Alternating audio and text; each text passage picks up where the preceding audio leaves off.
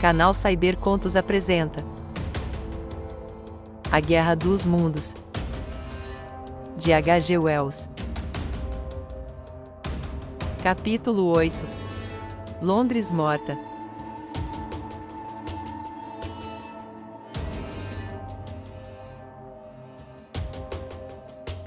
Depois que me separei do artilheiro, desci o monte e cruzei a ponte para Fulham, pela rua High. A erva vermelha ainda se alastrava, quase obstruindo a ponte, mas suas folhagens já começavam a manchar-se de branco, atingidas pela doença que logo a exterminaria com rapidez. Na esquina da alameda que vai para a estação da ponte de Putney, encontrei um homem deitado.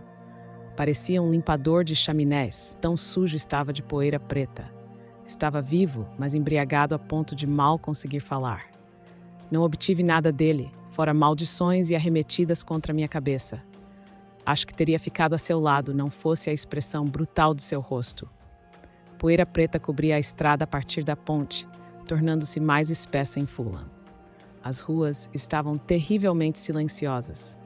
Numa padaria, consegui alimentos azedos, duros e mofados, mas comestíveis. Perto de Walham Green, as ruas ficaram livres da poeira. Passei por um conjunto de casas brancas em chamas e o barulho do fogo foi um alívio para mim. Ao me aproximar de Brompton, as ruas voltaram a ficar silenciosas. Lá reencontrei a poeira preta sobre as ruas e cadáveres. Vi cerca de 12 ao longo da Avenida Fulham. Estavam mortos havia muitos dias e passei correndo por eles. A poeira preta os cobria e suavizava seus contornos. Um ou dois haviam sido revirados por cães. Onde não havia poeira preta, o cenário era curiosamente dominical. As lojas fechadas, as casas trancadas, as venezianas baixadas, o abandono, o silêncio. Em alguns lugares haviam ocorrido saques, principalmente em lojas de alimentos e vinhos. A vitrine de uma joalheria fora quebrada, mas aparentemente o ladrão havia sido surpreendido e várias correntes de ouro e um relógio estavam espalhados na calçada. Não me dei ao trabalho de apanhá-los. Mais adiante vi uma mulher esfarrapada na soleira de uma porta. A mão, pousada sobre o joelho, estava cortada e sangrava sobre o encardido vestido marrom, e uma grande garrafa de champanhe quebrada formava uma poça na calçada. Parecia dormir, mas estava morta. Quanto mais eu entrava em Londres, mais profundo era o silêncio. Mas não era tanto o silêncio da morte, era o silêncio do suspense, da expectativa. A qualquer momento, a destruição que já varrera a fronteira noroeste da metrópole e aniquilara Ealing e Kilburn poderia se abater sobre essas casas e transformá-las em ruínas fumegantes. Era uma cidade condenada, desamparada. Em South Kensington, as ruas estavam livres de mortos e da poeira preta. Foi perto de South Kensington que ouvi pela primeira vez os clamores uivantes. Infiltraram-se quase imperceptivelmente em meus sentidos. Eram duas notas que se alternavam e se prolongavam sem fim. Uó, uó, uó. Quando passei pelas ruas que seguiam para o norte, eles aumentaram de volume, mas as casas e prédios os abafavam e interrompiam. Depois chegaram a mim com força total na Avenida Exhibition. Parei, olhando na direção de Kensington Gardens, espantado com esse lamento estranho e remoto. Era como se aquele vasto deserto de casas tivesse encontrado uma voz para expressar seu medo e solidão. Uó, uó, uó, prosseguia o grito sobre-humano. Eram grandes ondas sonoras, varrendo a larga e iluminada avenida, entre os prédios altos que a ladeavam. Virei para o norte, intrigado, em direção aos portões de ferro do Hyde Park. Pensei em invadir o Museu de História Natural e subir até o alto das torres para obter uma vista do parque. Mas decidi continuar no chão, onde podia me esconder rapidamente, e segui até a Avenida Exhibition. Todas as grandes mansões de cada lado da avenida estavam vazias e quietas, e meus passos ecoavam na calçada. No fim, próximo ao portão do parque, deparei-me com uma estranha visão, um ônibus virado e o esqueleto descarnado de um cavalo. Contemplei a cena por algum tempo, e depois segui para a ponte sobre o lago Serpentine. A voz se tornava cada vez mais alta, embora eu não visse nada acima dos telhados das casas ao norte do parque, salvo uma névoa de fumaça a noroeste. Uó! Gritava a voz, que parecia vir da região em torno do Regent's Park. Aqueles gritos fantasmagóricos me perturbavam. A força que me sustentava vacilou. Os uivos tomaram conta da minha mente. Percebi que estava exausto, com dor nos pés e mais uma vez com sede e fome. Já passava do meio-dia. Por que eu vagava sozinho por aquela cidade dos mortos? Por que só eu, quando toda Londres era um caixão velado envolto num manto negro? Senti-me insuportavelmente só. Lembrei-me de velhos amigos, havia muito esquecidos. Pensei nos venenos ocultos nas farmácias, nas bebidas que as adegas guardavam. Lembrei-me das duas criaturas ébrias e desesperadas, que até onde eu sabia, eram minhas únicas companheiras na cidade. Encontrei a máquina de montagem destruída a meio caminho da estação de John's Wood. No começo, pensei que uma casa desmoronara no meio da rua. Só quando escalei as ruínas vi aquele Sansão mecânico deitado, com os tentáculos dobrados, rompidos e retorcidos entre as ruínas que produzira. A parte da frente estava destruída. Parecia que havia se chocado de frente com a casa e tombado ao derrubá-la. Supus que a máquina escapara do controle do marciano que a dirigia. Não consegui andar entre as ruínas para verificar, e a noite estava agora tão avançada que tampouco vi o sangue que manchava o assento e a cartilagem do marciano roída pelos cães. Ainda perplexo com tudo que eu vira, prossegui em direção ao Monte Primrose. Ao longe, através de um intervalo entre as árvores, vi um segundo marciano tão imóvel como o primeiro, mas silencioso, parado no parque perto dos jardins zoológicos. Um pouco além das ruínas da máquina de montagem, reencontrei a erva vermelha e vi que o canal Regents se tornara uma massa esponjosa de vegetação vermelho escura. Enquanto cruzava a ponte, a sirene marciana cessou. Parecia ter sido desligada, e o silêncio caiu como um trovão.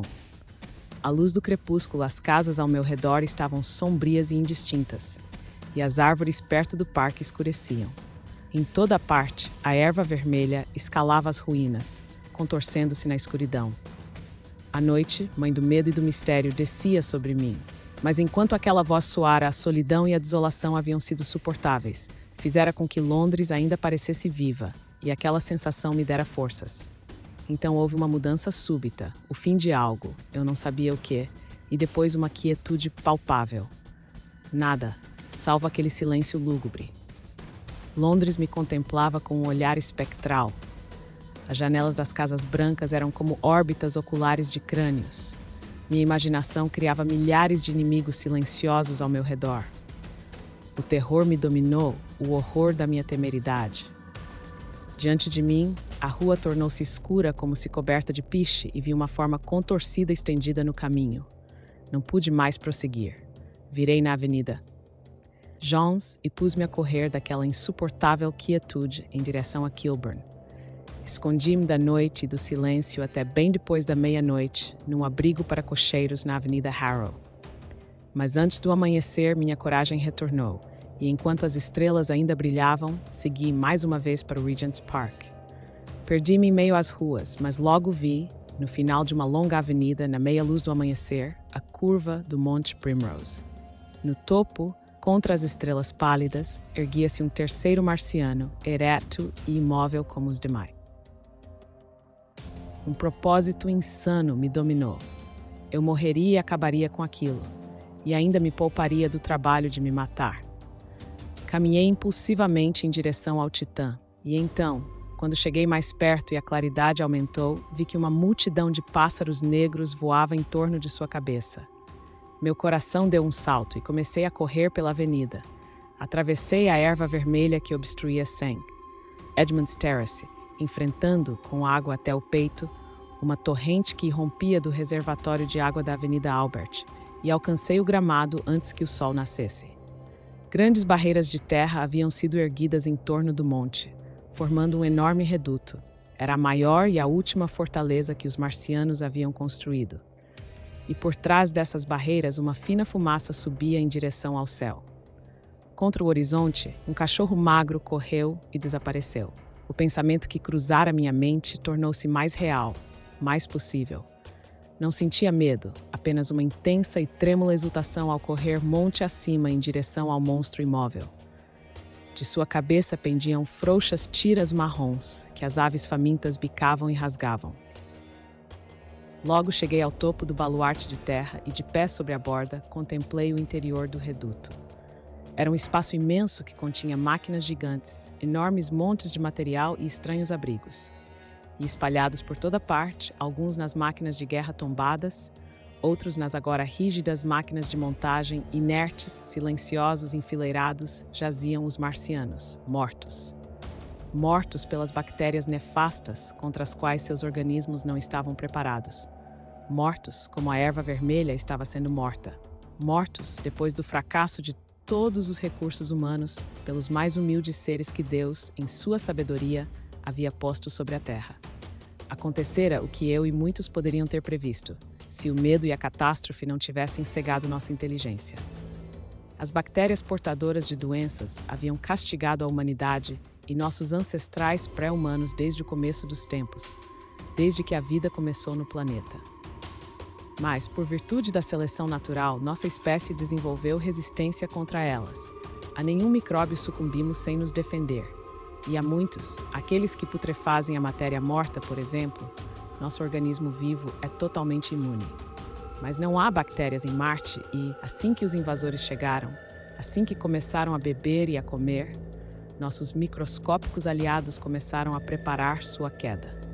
Enquanto eu os observava, eles já estavam irremediavelmente condenados, morrendo e apodrecendo mesmo enquanto se moviam de um lugar para outro. Era inevitável. Pelo preço de 1 bilhão de vidas, o homem comprara seu lugar de direito na Terra, que lhe pertence em detrimento de todos os invasores e que continuaria a pertencer-lhe, ainda que os marcianos fossem 10 vezes mais fortes do que eram. Pois o homem não vive nem morre em vão.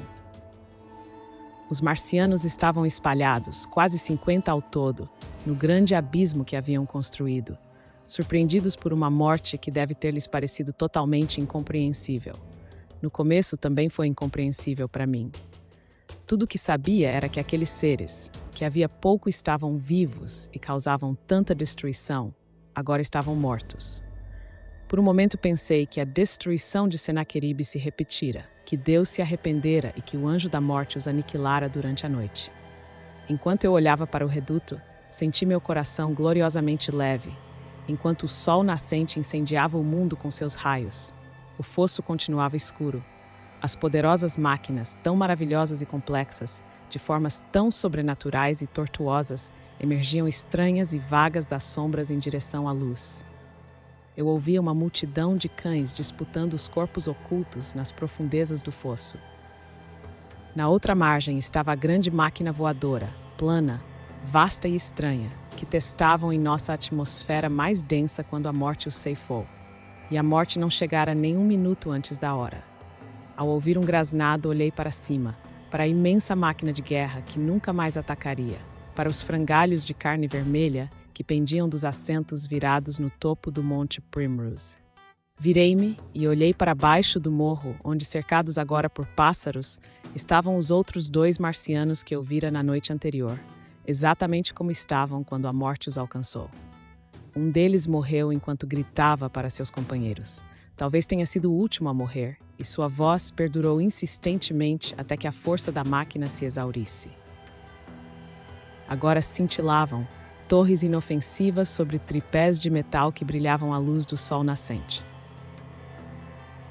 Ao redor do fosso, e salva como por milagre da destruição eterna, estendia-se a mãe de todas as cidades. Aqueles que só conhecem Londres, coberta por sômbrios véus de neblina, não imaginam a beleza e a claridade daquela vastidão silenciosa de casas. A leste, sobre as ruínas escuras do Albert Terrace e da torre danificada da igreja, o sol resplandecia no céu claro e aqui e ali, facetas de vidro na imensidão dos telhados refletiam a luz e brilhavam com branca intensidade, emprestando até mesmo ao distante depósito circular de vinhos da estação Chalk Farm e aos amplos pátios das ferrovias, riscados por trilhos antes negros e agora cobertos pela ferrugem vermelha resultante de uma quinzena de abandono, algo do mistério da beleza. Ao norte, estendiam-se Kilburn e Hampstead, azulados e repletos de casas. A oeste, a grande cidade estava encoberta. E ao sul, além dos marcianos, os gramados inundados do Regent's Park, o Hotel Langham, o domo do Albert Hall, o Instituto Imperial e as grandes mansões da Avenida Brompton surgiam claros e diminutos à primeira luz do sol, tendo como pano de fundo as ruínas irregulares e nebulosas de Westminster. Mais adiante erguiam-se os azulados morros de Surrey, e as torres do Palácio de Cristal cintilavam como hastes de prata. A cúpula da Catedral de São Paulo desenhava-se escura contra a aurora, danificada, como eu via pela primeira vez, por uma grande cavidade no lado oeste. Enquanto eu contemplava aquela grande extensão de casas, fábricas e igrejas silenciosas e abandonadas, enquanto pensava nos incontáveis esforços e esperanças, nas inúmeras vidas consumidas na construção daquela fortaleza humana e na destruição veloz e implacável que se abatera sobre ela, quando compreendi que a sombra fora afastada, que os homens poderiam voltar a ocupar as ruas e que aquela minha querida e vasta cidade, agora morta, poderia novamente erguer-se viva e poderosa, senti uma onda de emoção que quase me levou às lágrimas. O tormento acabara. Naquele dia mesmo, a cura começaria. Os sobreviventes se espalhariam pelo país, sem líder, sem lei, sem comida, como um rebanho sem pastor. Os milhares que haviam fugido por mar começariam a retornar. O coração da vida, pulsando cada vez mais forte, voltaria a bater nas ruas e praças vazias. A destruição fora imensa, mas a mão do destruidor fora detida. As lúgubres ruínas, os esqueletos enegrecidos das casas que olhavam tão tristemente para a grama ensolarada do monte, logo ressoariam com os martelos e as ferramentas dos restauradores. Ao pensar nisso, ergui as mãos ao céu e agradeci a Deus. Daqui a um ano, pensei, daqui a um ano. Esmagado pela emoção, pensei em mim mesmo, em minha mulher e na antiga vida de esperança, ternura e cuidados mútuos que terminara para sempre.